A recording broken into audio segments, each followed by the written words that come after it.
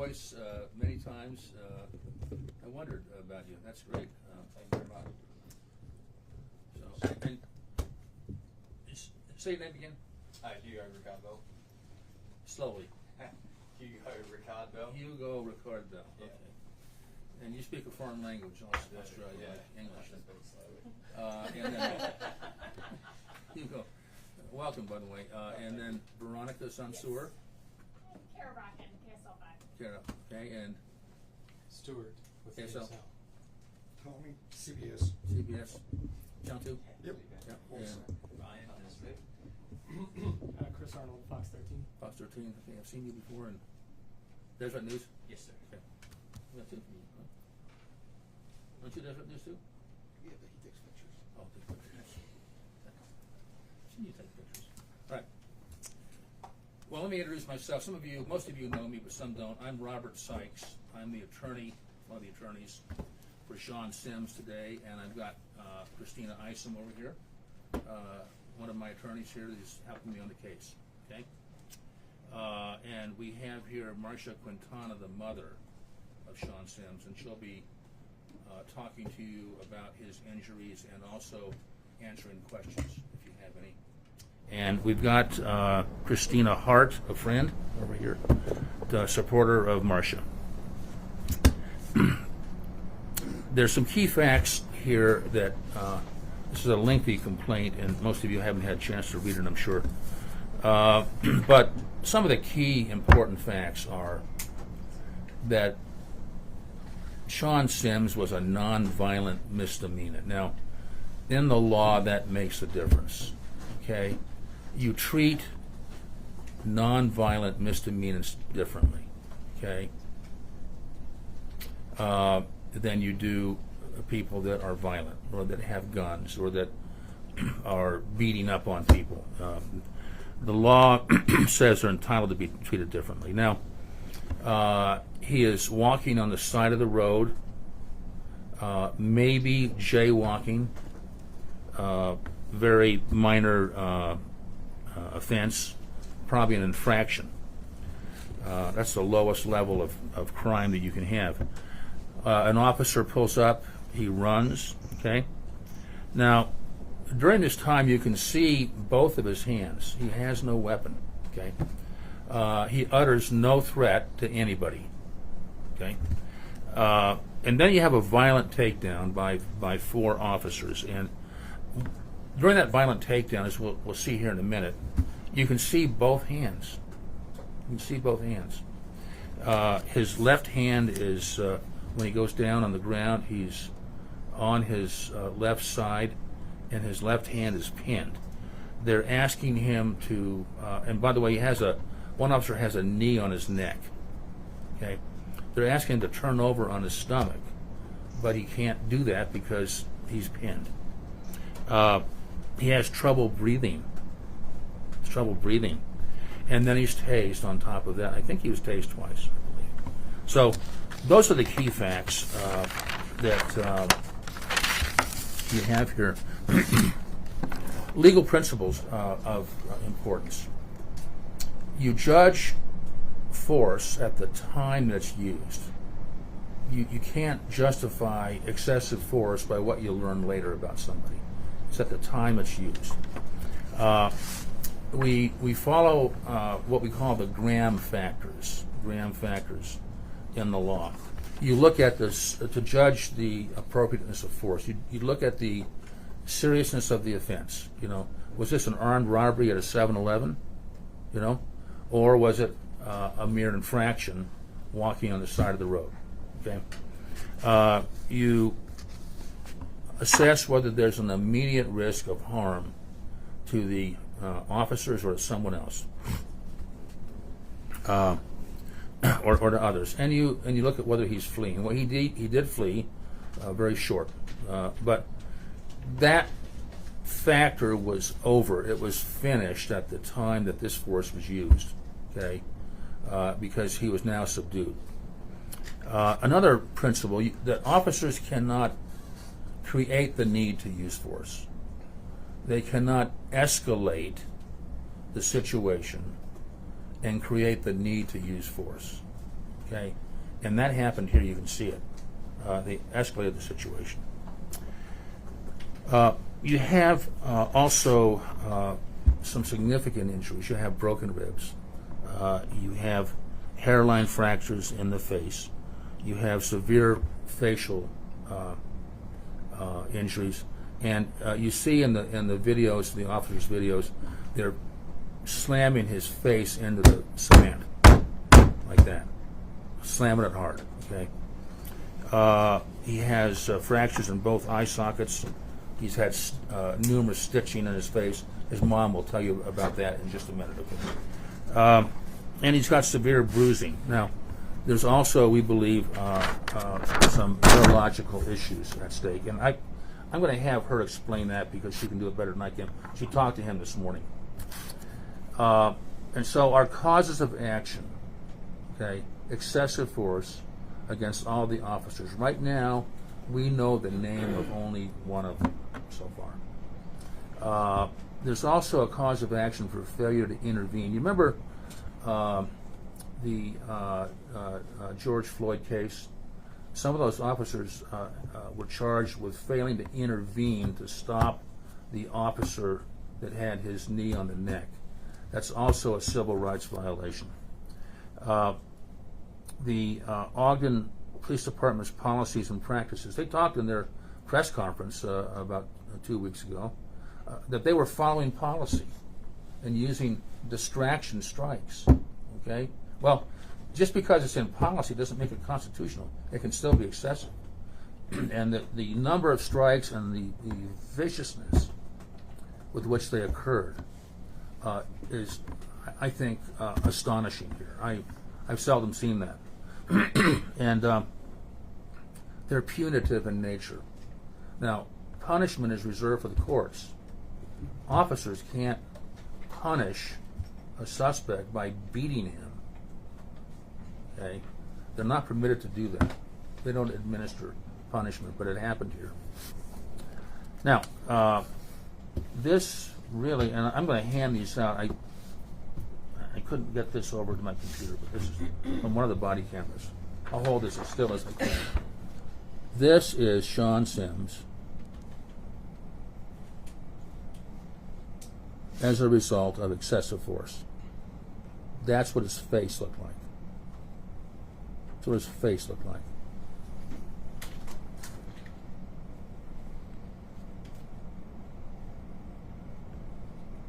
It's horrible. Horrible. And so unnecessary for essentially jaywalking. That's what happened to him.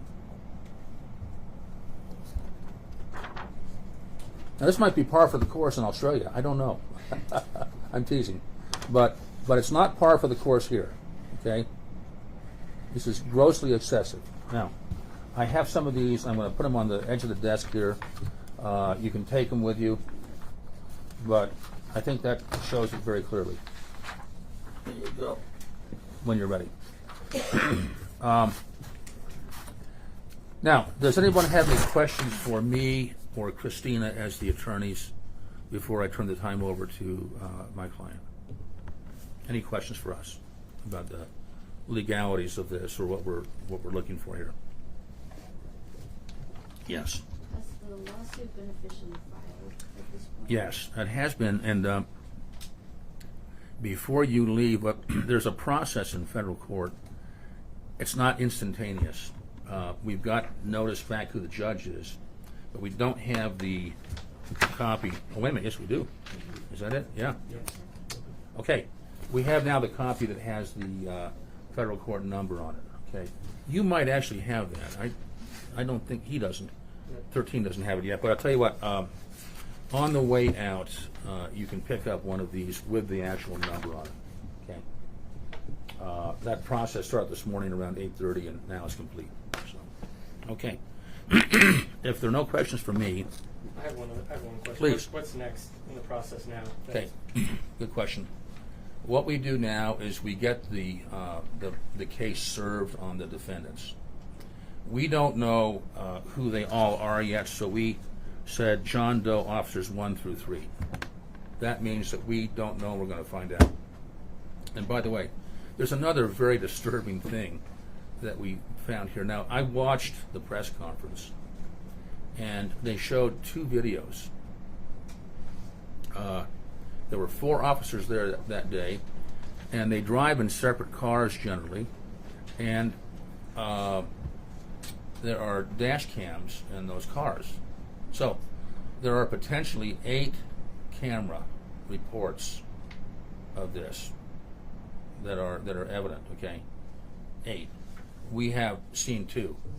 So I don't know why they didn't show the others or release them. We couldn't find them on the website, but I think there's a lot more there that good, diligent members of the press, like you all, will probably find before I do. Okay, we need the power of a subpoena to get that typically. Okay, and we will ultimately get it, hopefully within the next month or two. But I believe that when you see the other videos that are available, probably available, okay, that it will show very clearly what I've alleged here today, that this beating, savage beating, was totally unnecessary and grossly unconstitutional. Grossly unconstitutional, given the facts. Okay, that's what we'll show. And by the way, I over the years had a lot of cases against Ogden. I have never, that I can recall, had a case where there's not a dash cam video and a chest camera. Okay, yeah. So I think they probably all had them, and they're supposed to keep them on. Okay. Just, Yes, Bob, Pat. you mentioned what you just said there. You've had a lot of cases against Ogden. One of your causes of action is also for municipal liability, where you say this is a pattern by Ogden Police. It's a pattern, believe me. It's a pattern. There's just a lot of violence by that department, you know, a lot. Now, some of you were here, but 2 years ago, in the Mercado case, we're still waiting for a decision on that, but this guy had a penknife and was walking in his own driveway. The police were called, and I think 6 or 7 officers from across the street opened fire on him in his own driveway. Now, that's an extreme example, but over the years, I've seen so much violent conduct by this department. I am shocked at Ogden's lack of care to make sure that, and training to make sure these officers don't beat up or shoot people that don't need it, basically, and there's no basis for it, and that's what I'm seeing with Ogden. I'm sure there are many good officers up there, many good ones, I'm sure, but this disturbs me. When I saw that press conference, the way they justified this beating, saying, well, it's in our policy to use a distraction strike. Well, you got 4 strong police officers on top of this guy, holding him down, and they need to use distraction. And it looks like they took turns. One guy goes bang, bang, bang, another guy goes bang, bang, bang, and they're just beating the daylights out of Shawn Sims for jaywalking. It's so unnecessary. Next question, Pat. Well, their argument is he didn't show his hands. Do you believe that? Yeah. Well, didn't show his hands. I don't believe it, and you're going to see it here in a minute. His hands were visible before the beating started. One of them was in custody of an officer. He had a control of the arm, and I think they both were. I think that's what the video show. Okay, look, in Utah, everybody can have a gun. Okay, there are guns in this office. It doesn't mean you can come in and shoot me or beat me up. And so, what I'm saying is that the fact that he might have a gun doesn't justify, under the standards I told you about, has to be an immediate risk of death or serious injury. Now, if he pulls something out, that's different, But, they say, well, he had his hand in his waist. He's probably holding his pants up. I saw his pants, or way down, I don't know what that was, but he didn't produce anything. He didn't threaten. Okay? There's no justification to use this amount of force on an offense like that just because you allegedly can't see his hands. And I don't think that's true. I think that's a falsehood. I think they could see his hands. They had his hands. Other questions? And you can see I don't feel very strongly about this. Go ahead. I'm just wondering how you account Hold for it. 8 cameras when there were 4 officers. 4 officers and 2 patrol cars.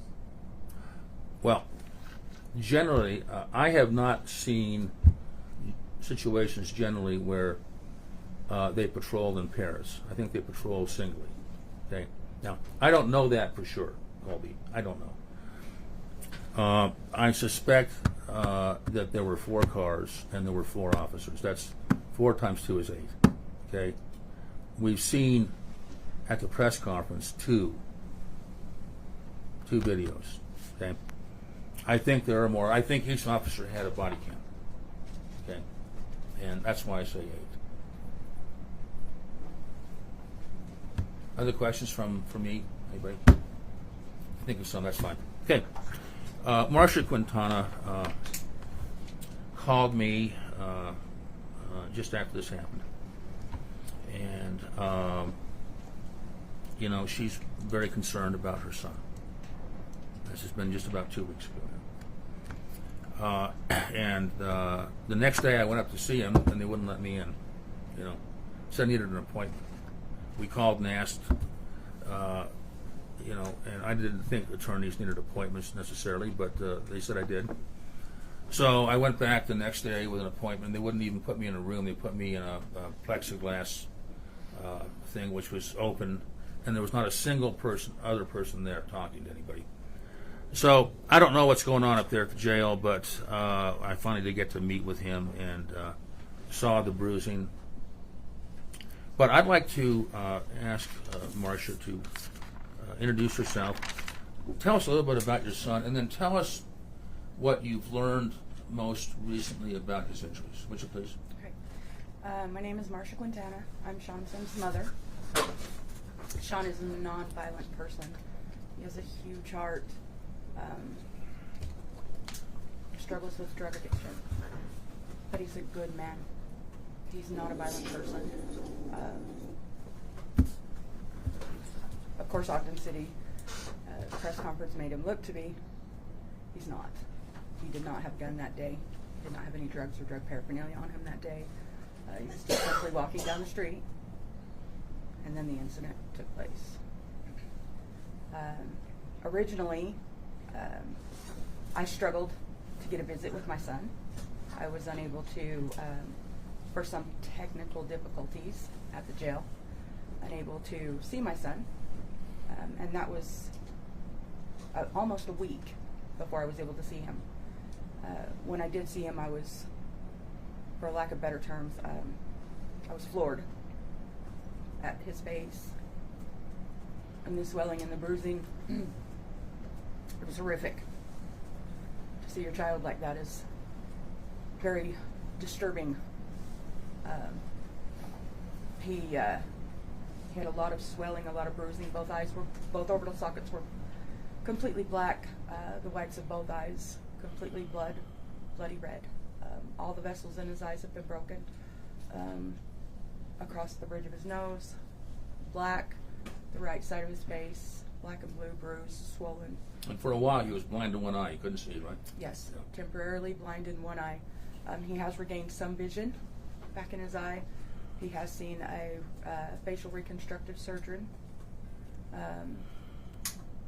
Most of the swelling has gone down now. I've had a couple of visits with him. Most of the swelling has gone down.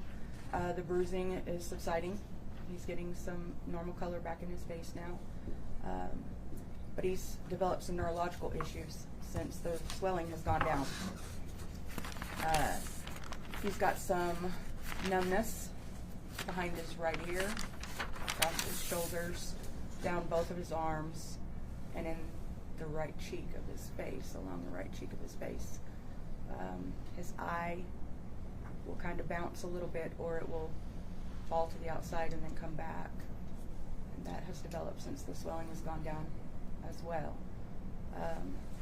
Also, there's the development of a stutter, a very distinct stutter, since the swelling has gone down.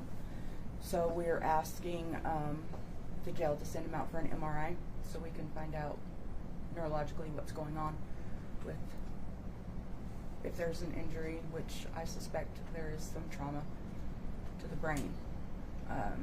But I don't want to comment further on that pending what the medical results of that come back to be, and then we'll make a statement on that further. Tell these good folks what you had a telephone conversation before you actually met with him.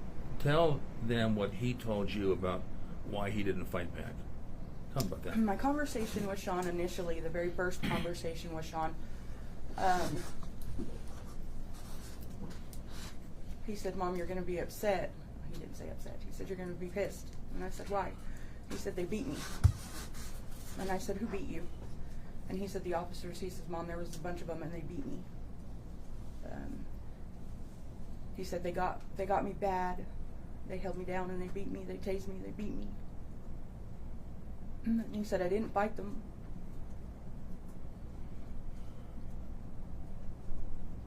Because? He said, "I didn't fight them because I didn't want to die."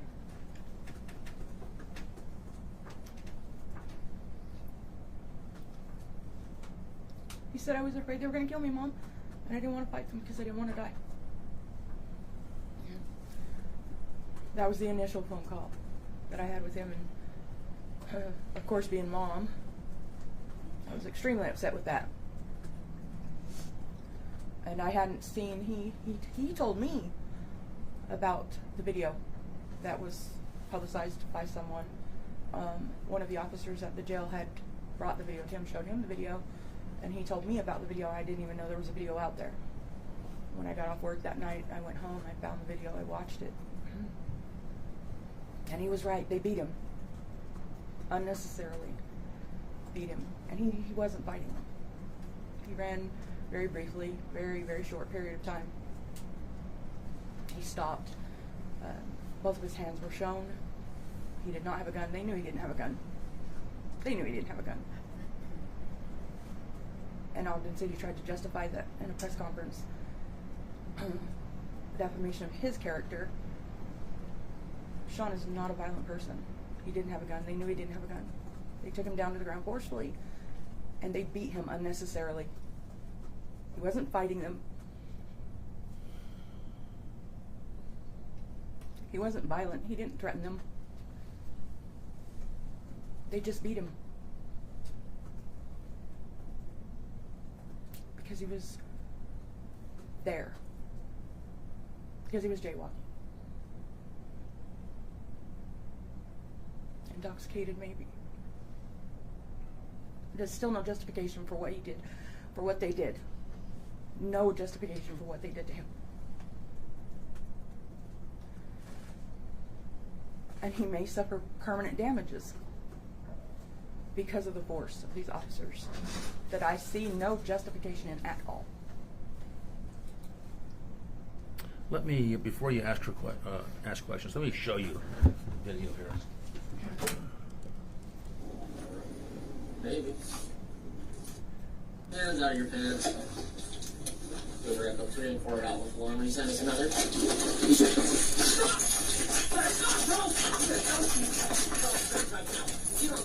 Get on the ground. I said I was going.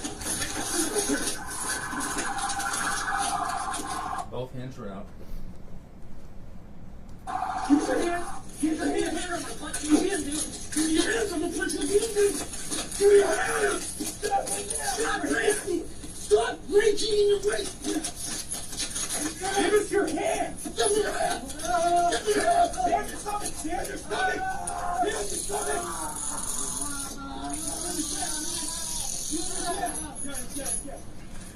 I just wanted to fuck. Yeah. That's the one I'll never see you again.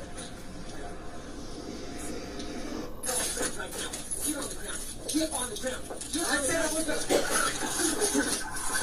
Okay. There's a hand. He's got it. The other video shows a little better, actually, but he's got the right hand. The left hand is out. Keep the hand. Keep the hand. I'm gonna punch you again, dude. Keep your hands on the. His left hand is caught underneath his body.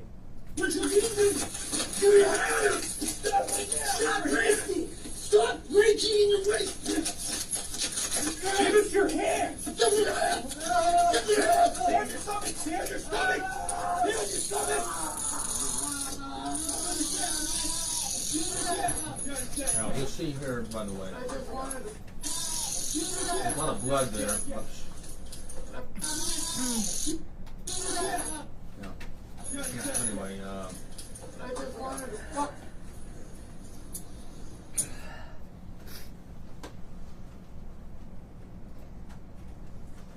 Stand your stomach. Stand your stomach. Stand your stomach.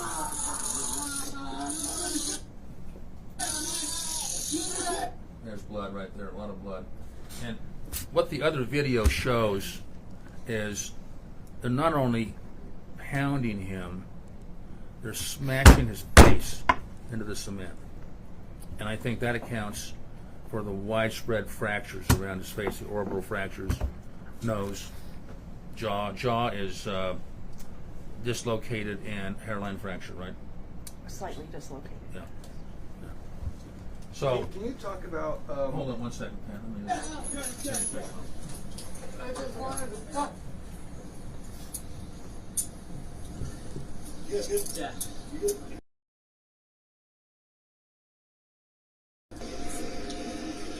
Yeah.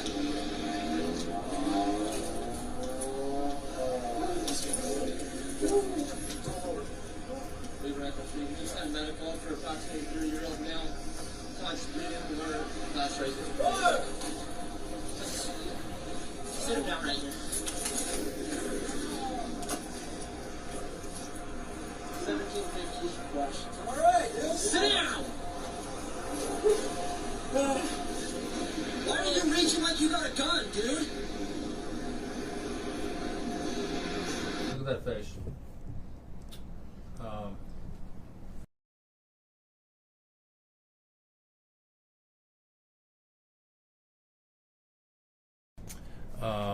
Sadly, and not just Ogden Police Department, I wonder if they have a class on this at Post, but I had a case a few years ago where, maybe 5 or 6, in Ogden, where a man allegedly went through a late yellow light, maybe it was red, and then turned into his office, and the officers called Highway Patrol too, and they cornered him in his office, and he's standing there talking to them. I don't remember his name. You can look up the case perhaps, but he's talking to them, and they asked him to empty his pockets. It's summertime, it's July, and he's got flip-flops, short pants, and a tank top. He pulls out a pill that he had a prescription for, put it in his mouth. They told him to spit it out. They take him down hard, and they just pound on him like this. And as they're pounding, they're saying, "Quit resisting." They're trying to create evidence that's false, basically. You know, show me your hands, show me your hands, and his hands are visible. You know, I think it's an attempt to create false evidence to justify the beating. You know, there was no evidence that he had his hand, that he had a gun or anything. Okay, as they walked up, you can see his left hand. His right hand is holding up his pants. You know, but when they start to take him down before the beating, you see both hands. You know, and it doesn't justify the beating. It's the creation of false evidence. I've seen it time and time and time again in these cases. Okay, questions? Any more questions for her? At the press conference, it was kind of suggested that maybe he was attempting a suicide by cop, and that's why he had his hands in his pants allegedly. Is that more the false evidence creating, or how do you feel about that?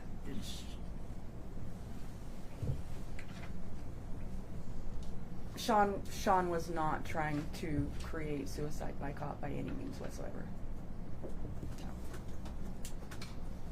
Marsha, how many times have you gotten to talk with Shawn?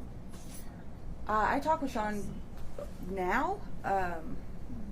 Now I talk with Shawn 5-6 times a day. If he doesn't call me that many times, I start to wonder if something's wrong.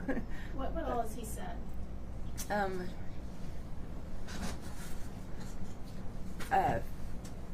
Shawn's very apologetic for any inconveniences that he may have caused any of the citizens that day.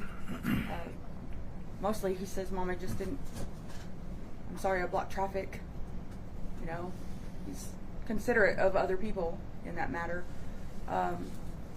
He feels bad for anybody who had to see it, anybody that it may have affected like that. Apologized for me having to see it.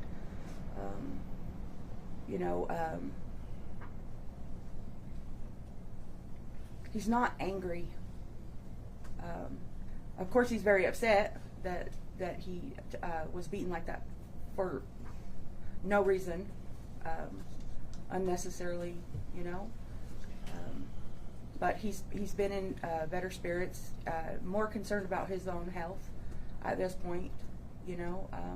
He's very thankful for the support that he has, very thankful for his attorneys,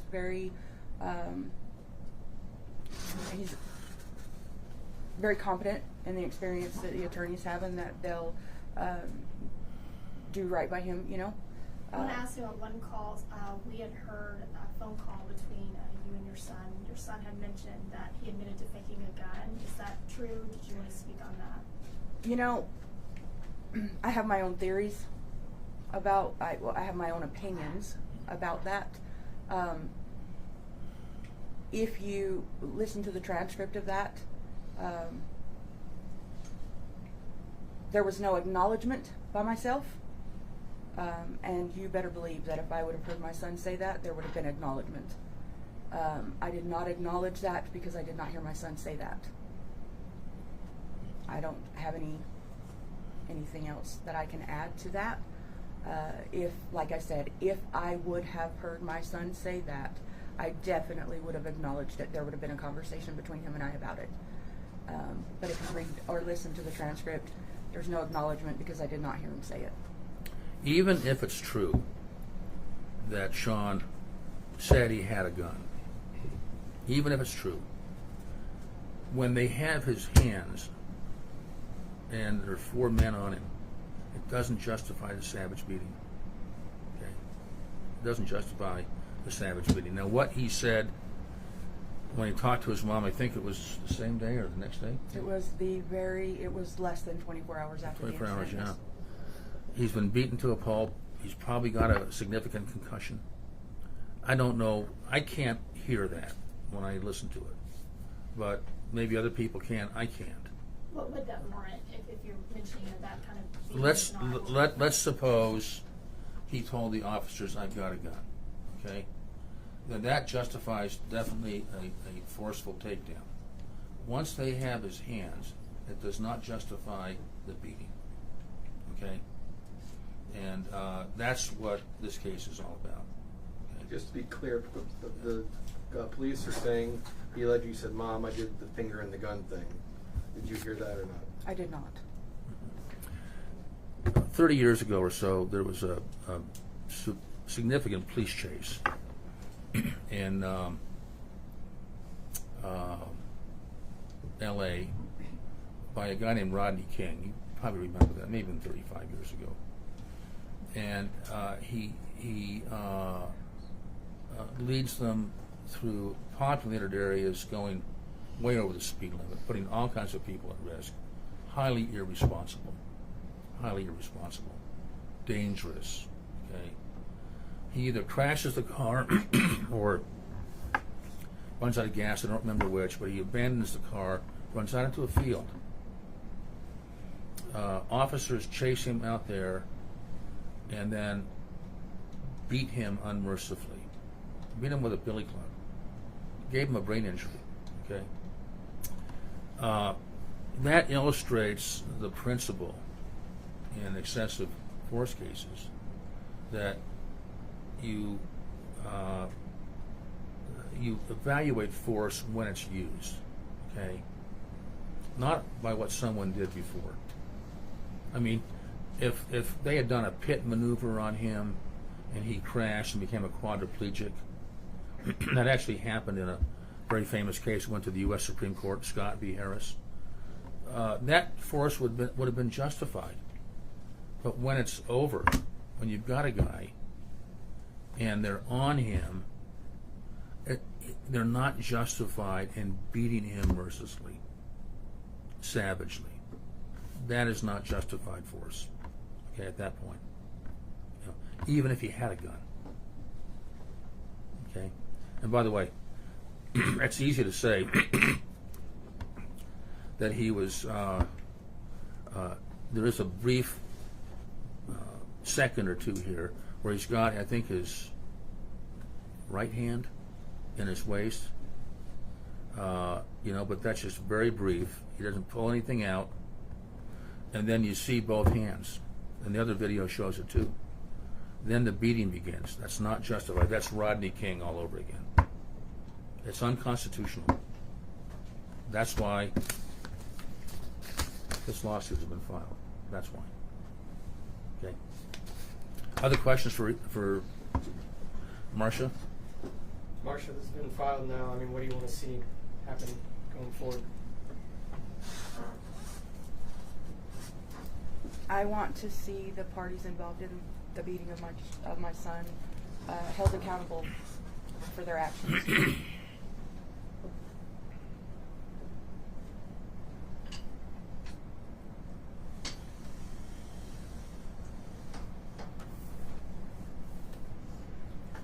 you just clear up, why is he still in jail? If he was just jailable. Good question. I don't know everything about his record. He might have been a parole violator, yeah, and so there may be some justification in that respect for a parole violation. I don't know. Yeah. If it come- But what he did doesn't justify keeping him in jail. There may be other reasons I'm not aware of. So. Other questions for either of us? Comments? Who needs one of these that's stamped in by the court? No hands. Okay. You do. Okay. Here, you take that one. I'll give you another one. Okay. There's anyone on there. And then, if you want a picture, over here, take one of those. Let me just put these on the side. Pam, get one. Okay. You good? All right. There you go. Thanks, everybody.